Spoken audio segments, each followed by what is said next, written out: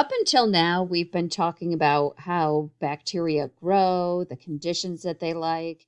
We also discussed how viruses replicate. Now we've reached what I call the kill everything chapters. Now that we know how these culprits grow, how is it that we can actually get rid of them? How can we kill them? So, chapter 13 is on sterilization and disinfection. Some of these methods that we are going to be talking about in this chapter, we're actually going to be doing in lab. So there's a lot of vocabulary along with this chapter. There's just a few terms that I want to point out. I'm also going to post a little Kahoot game just to kind of go through the vocabulary, just to kind of test your knowledge a little bit. Couple of things that I always like to point out with this vocabulary. The difference between sterilization and disinfection.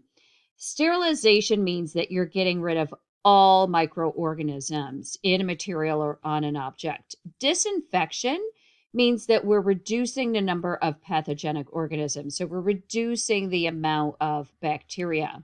Now, I know when I clean my bathroom, as much as I'd like to think that I'm sterilizing it, I know that I'm only disinfecting it. If you are working in a hospital, in a surgical suite, you want to make sure that all of that equipment is sterilized. When you go to the dentist and they're taking out all of their tools, you want to make sure that those tools are all sterilized. The other term that I like to point out is bacteriostatic versus another term that we often hear, bactericide. Bactericide means that it kills the bacteria outright, where bacteriostatic means that it prevents the microorganism from growing. So slows down the growth a little bit. I remember when taking microbiology and I thought, oh, well, surely we're killing everything. And then as I learned more, I found that we don't necessarily kill everything, but we can kind of slow down the growth a little bit. There's a lot of specific terms to whether or not we're trying to kill spores or fungi, as well as getting rid of viruses. So, as I said, I put a little Kahoot online just to kind of keep the vocabulary straight. So, if we're talking about getting rid of everything, sterilization, there's three principles. And when you look at these principles, it really is common sense. So, number one, a definite proportion of organisms die in a given time interval. So, given the amount of time that that organism is exposed to that method, we're going to end up killing off a certain portion. The other thing that kind of makes sense is if there are fewer organisms that are present, it's going to take a shorter amount of time to actually get rid of all of them to achieve sterilization. If we have more organisms, it's probably going to take longer. The other thing, and we're especially going to be seeing this in lab, is that depending on the microorganism, they can actually differ in their susceptibility to that particular antimicrobial agent. And as long as we're talking about vocabulary, anytime that you see antimicrobial agent, that means that we're trying to kill that microbe. So it's anything that is going against that microbe. We've talked a lot about different organisms and seen different organisms in lab.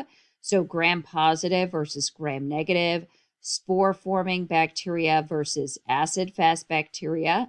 So, they are all going to be susceptible to different agents, and agents are going to work differently on different organisms. We know that if we're trying to clean our bathroom, or even if we're trying to clean surgical equipment, we know that there could actually be a variety of microorganisms. So that means that we're going to have to do something that can basically zap all of those microorganisms. So, most of the time in lab, we really tend to reach for chemical antimicrobial agents. And there's a few things that we can say about these in lab. First off, their effectiveness can actually be increased by high temperatures. Think about what happens to molecules when things heat up. They start moving around quickly, so they are going to work a little better if we actually heat up the system a little bit. We also know that the microbes can be affected by the concentration of the agent we're using. So, is it really concentrated or is it really diluted? The pH and how long we're actually exposing that microorganism to that chemical agent, that antimicrobial agent. If I spray some cleaner on my bathroom counter and I immediately wipe it away, opposed to if I left it on for 15 minutes and then came in to wipe it away, leaving it on longer, I'm probably going to up my chances of killing more microorganisms. Another chemical that we actually use in the lab as an antimicrobial agent is alcohol. We tend to use ethyl and isopropyl alcohols. So when I worked in pharmaceuticals and we worked with biosafety cabinets, these actually had clean air be circulating around. But after we finished our work and even before we started working, one of the things that we would do is that we would actually wipe it down with alcohol. You probably don't want to use 100% ethanol because that can be very damaging to our lungs. So that could be kind of a risk to us. And if you are working with isopropyl alcohol, which is usually what we tend to use in lab, it's actually better to work with a 70% solution. The reason for this is that with a little water added to it, that water is necessary to denature bacterial proteins. So a lot of these antimicrobial agents will actually denature those proteins that the bacteria have. So if you remember, denaturing a protein means that it basically falls apart. It's not maintaining that structure and it can't do its job. I don't like to use alcohol in micro labs, especially around an open flame. So I tend not to use them a lot, especially if there's an open flame. If there's not an open flame, I will use isopropyl alcohol. The reason for this is that I had a friend that worked in microbiology, and somebody mislabeled an alcohol container. She thought it was water. There was actually alcohol in it. And so when she was using it, thinking it was water, along with the flame, she ended up going up in flames. So I tend to be very cautious when I'm using alcohol in the lab. So, how can we actually test these chemical agents? And we're actually going to be doing one of these tests in lab. So, the first thing that you're probably going to notice sounds a little familiar is carbolic acid. Carbolic acid, this is goes along with the phenol test. And if you remember, we talked about some of those early scientists that were working to kill microorganisms, and one of the things that they used was carbolic acid. So this is what's called the phenol coefficient. So one basically means that it's as effective as phenol. So kind of using phenol as a gold bar standard. If it's less than one, that means the disinfectant is less effective. If the phenol coefficient is above one, that means it's more effective than phenol.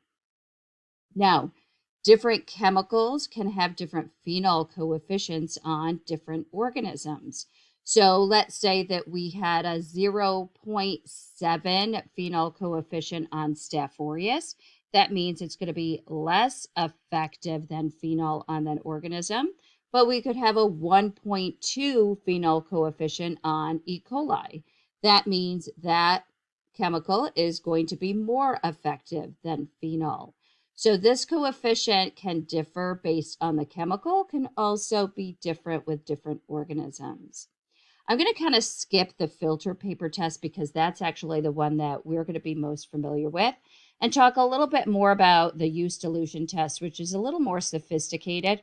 So what you would do is you would take a metal tube, you would coat it with bacteria, Then you would dip it into different chemical agents with even different dilutions and concentrations. Then you would take that tube and put it into a media and put it in an incubator to see what grows. If there's a lot of growth, that means that that particular chemical was not effective. If you don't see a lot of growth, then that means that it was effective. That's a little more sophisticated setup than what we will do in lab, and this is the filter paper test. So with a filter paper test, you take a little disc of filter paper, soak it in a chemical agent, and then you put it on a lawn of growth. Anywhere that you see clearing after we incubate the plate, that means that the bacteria has been killed. So if it's clear around that filter paper, that means it was effective. If there's growth all over that filter paper disc, that means it's not effective. So I'm a visual person, so I think it's a little easier to actually see with a picture. So the top two, you can see the dilution test there with that metal rod there and the tube. And then there you can see the chemical phenol. Underneath that, you can see the two plates. So there's three filter papers. They've been treated with chemicals. They're put on a lawn of growth, and then the plate would be incubated. And if you take a look at the left picture, there's growth everywhere. And so that means that that chemical did nothing to that bacteria. It wasn't able to kill it. So obviously that chemical is not effective. If you look at the picture on the right, you can see the filter papers, but there's clearing. Every place that it looks dark, that's actually the clearing and the bacteria has been killed. So in this case, this chemical was effective at killing that bacteria. So I want you to take a minute and think about some of the household products that you have. And when you go to the store and you're buying a cleaning agent, so think about some of the things that you look for when you're buying a disinfectant. So you can even pause the video just to kind of jot down a few things and to think about some of those things that you're looking for.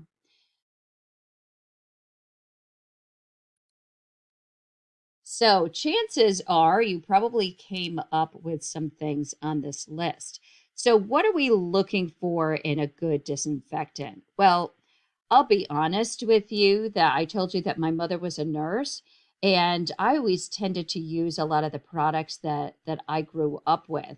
And then as new products came out, I sort of diversified and thought, oh, you know what, this sounds like a good idea. Maybe I'll try that. So these are some things that we should be looking for with a good disinfectant. So number one, it should be fast acting. If you've got company coming over and you are cleaning your bathroom, you don't want to have to spray it and then leave it on for 4 hours. You want it to be relatively quick. So you want it to be fast acting. Second is that we want it to do its job. So we want it to be effective against all types of bacteria. Think about all of the many bacteria that we could actually have growing in our bathroom. So we certainly want it to be effective against a wide array of infectious agents. We also don't want it to be harmful. So many people look to make sure that it's non toxic, so that we want to make sure that it's not harming us. We want to make sure that it's harming the microbe. This is what we call selective toxicity, that we'll be talking a little bit more about. We don't want it to harm us. We don't want it to harm our pets. We also don't want it to harm our kids as well. The other thing is that we don't really want this to be damaging the material that we're spraying it on.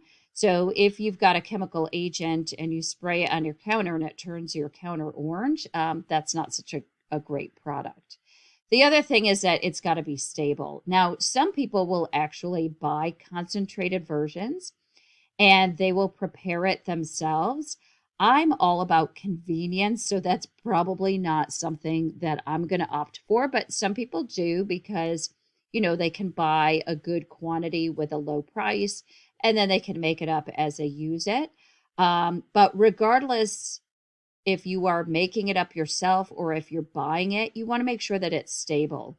You don't want it to expire 2 weeks after you actually buy it. The other thing is cost. So I don't know about you, but I'm certainly not buying something that's going to break the bank. I want it to be convenient. I want it to be easy to use. I tend to use a lot of Clorox wipes just because they're so convenient. And so that's what I tend to go for.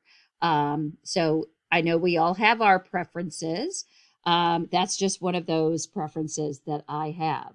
The other thing is smell. This is often the first thing that people say is that they're like, it's got to smell good. Well, some people want it to smell like lavenders. Other people want it to smell like a hospital. So it smells like disinfectant. So this is one of those things that's really personal preference. I'll tell you a little story that recently I've always used Pledge as to dust my house. And so I accidentally bought like an orange pledge. Now I grew up with a lemon pledge. And so that orange just did not sit right with me. I ended up going out and buying the lemon pledge that I was used to. So this is one of those things that's personal preference. And you'll probably notice this is also a marketing tool as well. So when you go to the store, there's many different fragrances that you can buy no matter what agent you go for and the smell, I think we all want it to be easy to use, cost effective. And number one, it's got to do its job, it's got to be effective.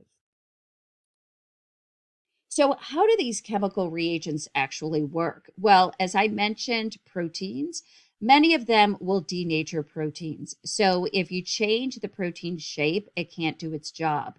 So, that's going to affect that protein function. So, some of those reagents, if they're denaturing proteins, they can either be bacteriostatic, where it kind of slows down growth, or they could outright kill the bacteria, where it's bactericidal. It can also affect the membrane. So break down the membrane so that it can actually penetrate and get into that cell and disrupt how things go across the cell. It can also affect metabolism. So the enzymes and how that bacteria makes energy. That bacteria can't make energy, it's not going to be able to survive. It also can affect how it replicates its nucleic acids. So these are things that we often talk about with the characteristics of living things. So any way that these agents can disrupt that organism and how it lives, then it's going to do damage to it. One of the things that we often use in our house and in industry and hospitals are detergents. And detergents, and we know that washing with soap is really our best defense. Washing our dishes with detergents, our clothes with detergents is a great way to clean things and to get rid of things. So, how is it that detergents actually work? Well, these detergents form micelles. And this is actually what you are seeing in this picture. So, with this micelle, you actually have like these non-polar regions and then these polar regions on the inside. So this almost like traps the dirt or that microorganism in a little bubble. These are micelles. Recently, we were watching television, and one of these commercials came on for one of these micelles facial cleaner.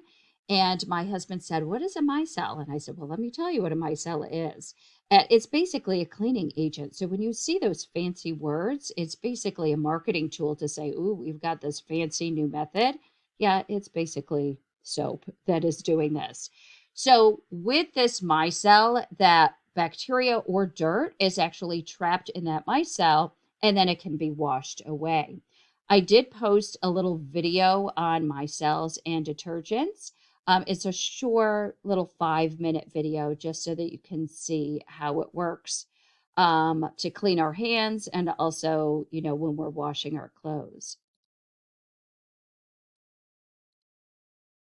So, what is the best detergent to buy? Well, just like the stains that we talked about using in lab, Cationic or positively charged detergents end up working better. Think about why this is. Why is it that it's better to use those cationic dyes in lab? That's because that bacterial cell wall is going to be negatively charged, opposites attract. So those cationic detergents are actually going to work better. Anionic are going to be less effective. Now, how would you know if your detergent was actually cationic or anionic? You'd probably have to do a little research, but most of the detergents that we're using and the soaps that we're using are going to form those micelles, and they're going to be able to capture those bacteria. The last thing that I'll talk about are some other agents that inhibit microbial growth. First up, acids and bases. So these are great cleaning agents. One of the best cleaning agents that I have in my house is vinegar. It has a very low pH. Sometimes I'll dump it down my drain. We can also use these as food preservatives as well. Heavy metals, so silver, mercury, can also inhibit microbial growth. These could also be hazardous to us, so certainly not something, that you would be using in your house, but certainly something in certain industries you'd want to use caution with. Halogens, these are going to be things like chlorine, iodine, bromine. So we know that not a lot of things can live in the presence of chlorine. Iodine is sometimes a good cleaning agent that they may use, to sterilize skin, something like that. Alcohols, we already talked a little bit about that. They're going to denature proteins. We need a little bit of alcohol. They can dissolve lipids and affect the cell membranes of bacteria. Interesting to note, though, they don't always sterilize, although alcohol is a good way to actually clean things like skin. So taking an alcohol wipe before you give somebody an injection or an IV, or if you're hooking up a port, to actually wipe that off with alcohol. Very easy to use, very convenient with those alcohol wipes. So that's often a good thing to use in the field. Phenols, we already talked about that. It can denature proteins. Cell membranes denature enzymes. Oxidizing agents. So, oxidizing agents like hydrogen peroxide can disrupt disulfide bonds in proteins. So, again, affecting how that protein can function. Hydrogen peroxide is a great cleaning agent. So, the 3% hydrogen peroxide that we can buy in the store works great at cleaning. That was one of the things that we would actually clean our biosafety cabinets with, is alcohol and an added protection of hydrogen peroxide. I remember when I first got my ears pierced, I actually cleaned my ears with hydrogen peroxide to kind of prevent any infection. Alkylating agents, they're going to disrupt proteins and nucleic acids, something like formaldehyde. This is something that we would have to take caution working with because it can also cause some forms of cancer. The dyes that we use in labs, so things like methylene blue or crystal violet. Now, when we use those dyes, because we've heat fixed our slides, the bacteria is already dead, but they can actually affect bacterial growth. And then some plant oils, they can also inhibit microbial growth. I'm sure that you've probably worked with many of these things, even in your house or in your job. But there's a lot of different antimicrobial agents that we can actually use.